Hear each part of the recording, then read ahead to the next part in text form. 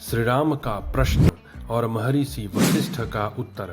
योग वासिष्ठ मुमुक्षु व्यवहार प्रकरण भाग 2।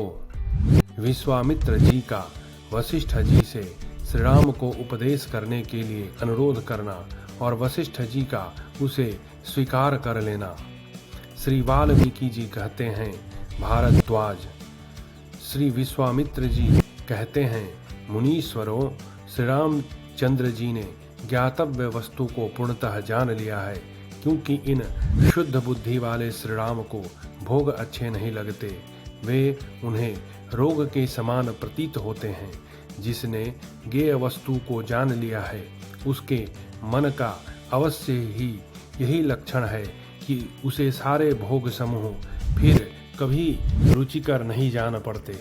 भोगों के चिंतन से अज्ञान जनित बंधन दृढ़ होता है और भोग वासना के शांत हो जाने पर संसार बंधन क्षीण हो जाता है। श्री राम, विद्वान लोग भोग वासना के क्षय को ही मोक्ष कहते हैं और विषयों में होने वाली सुदृढ़ वासना को ही बंधन बताते हैं।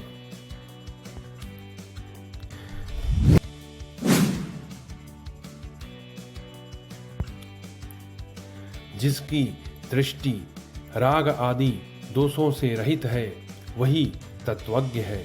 उसी ने जानने योग्य वस्तु को जाना है और वही विद्वान है। उस महात्मा पुरुष को भोग हठात अच्छे नहीं लगते। जैसे मरुभूमि में लता नहीं उगती, उसी प्रकार जब तक जानने योग्य तत्व का कुछ भी ज्ञान नहीं होता, तब तक मनुष्य के हृदय में विषयों की ओर से वैराग्य नहीं होता।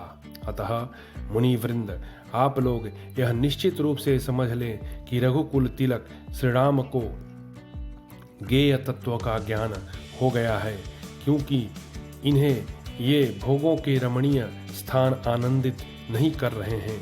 मुनीश्वरों, श्री रामचंद्र जी जिस तत्व को बुद्धि के द्वारा जानते हैं, उसके विषय में जब सद्गुरु के मुख से यह सुन लेंगे कि यही परमार्थ वस्तु है, तब इनके चित्त को अवश्य विश्राम प्राप्त होगा।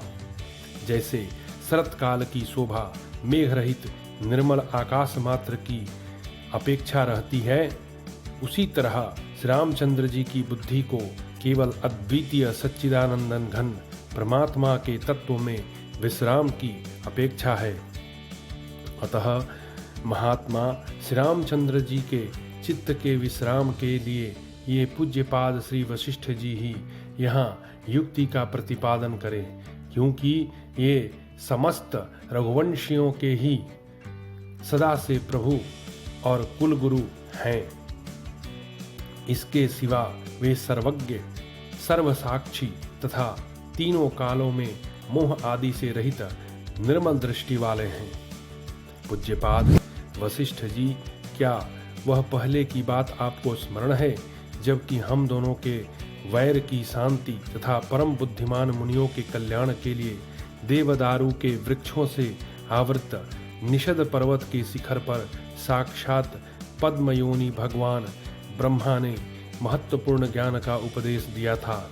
ब्रह्मण, उस युक्ति युक्त ज्ञान से यह सांसारिक वासना अवश्य उसी तरह नष्ट हो जाती है, जैसे भगवान भास्कर के उदय से अंधेरी रात। विप्रवर, आप उसी युक्ति युक्त ज्ञेय वस्तु का अपने शिष्य श्री राम को शीघ्र उपदेश दीजिए, जिससे ये विश्राम शांति को प्राप्त हो। इसमें आपको अधिक परिश्रम नहीं करना पड़ेगा, क्योंकि श्री रामचंद्र जी की सर्वथा निष्पाप हैं।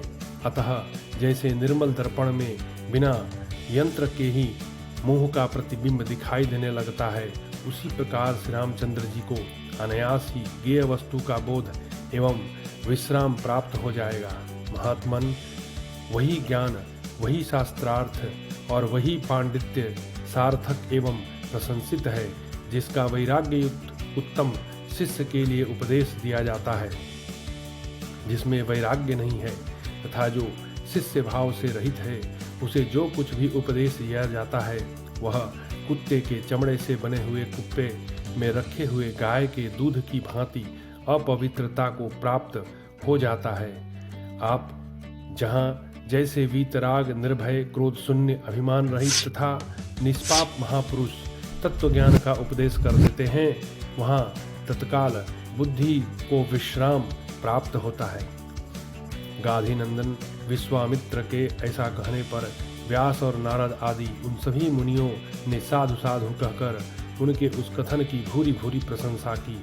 तत्पश्चात राजा दशरथ के बगल में बैठे हुए ब्रह्मा जी के पुत्र महातेजस्वी भगवान वशिष्ठ मुनि ने, जो ब्रह्मा जी के समान ही ज्ञान विज्ञान से संपन्न थे, कहा। श्री वशिष्ठ जी बोले, मुने, आप जिस कार्य के लिए मुझे आज्ञा दे रहे हैं उसे मैं बिना किसी विघ्न बाधा के आरंभ कर रहा हूँ। शक्तिशाली होकर भी संतों की आज्ञा का उल्लंघन करने में कौन समर्थ हो सकता है।